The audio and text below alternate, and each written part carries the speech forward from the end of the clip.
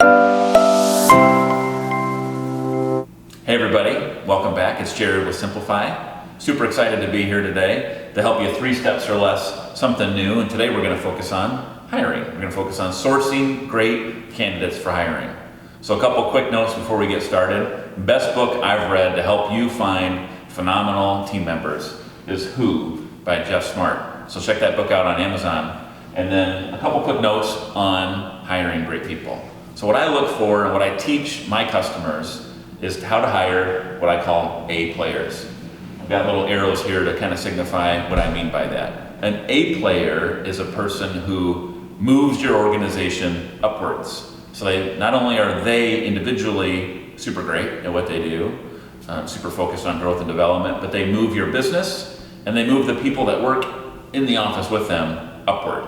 That's an A player.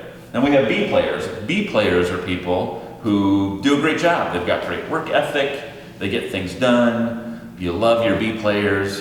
B players will do what you ask them to do, they'll show up, they'll make it happen, but they don't necessarily have the influence yet to move the business and to move the people around them upward. So B players are they're great, but if you have an organization full of B players and no one to move them upward, then you'll always have a B organization. C players, on the other hand, are the opposite of A players. C players will take your organization and your team down. A C player will move people in the opposite direction that you want to go. They're negative oftentimes. They talk a lot about how hard the job is, what they don't like about the job, and you may even get a C player who tries to get other people in that kind of mentality with them. So if you have as you get to understand this concept a little bit more, if you are really good at hiring B players, a C player can impact a B player negatively. A C player can move a whole team of B players down to their level. And likewise, an A player can move them up. So keep that in mind as you hire. And once again, check out Who by Jeff Smart.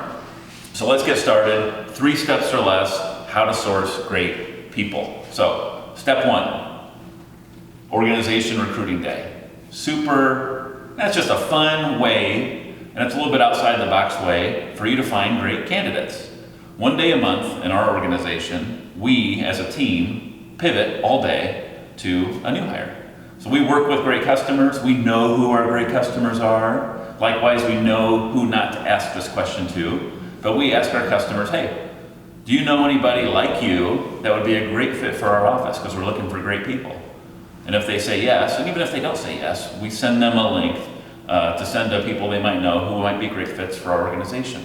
So every month we have an organization-wide recruiting day, and that's what we talk about that day. The cool thing about anything like this, as long as it's done consistently and persistently over time, is it will raise organizational awareness, and most importantly, it'll raise awareness with your customer base regarding just actively thinking about you as a place that their friends and family can go to if anyone's looking for a job. So step 1 is organization recruiting day. Step 2 is recruiting hour, team member recruiting hour. Every week, I like to give my team 1 hour where they can go out in the community and innovatively, creatively try to recruit great people or identify great people that are in our community that they might be able to bring into our office. It's a fun way for the team to be involved in your recruiting efforts. And once again, it promotes tons of awareness in your organization regarding how important it is for us to always be looking for the best people, A players hopefully, to bring into the office. And if you couple that with a recruiting bonus for your team, that'll really drive home how important it is that they look for great people. So you might have best practices on where you can find great people. Of course, if you do, share those.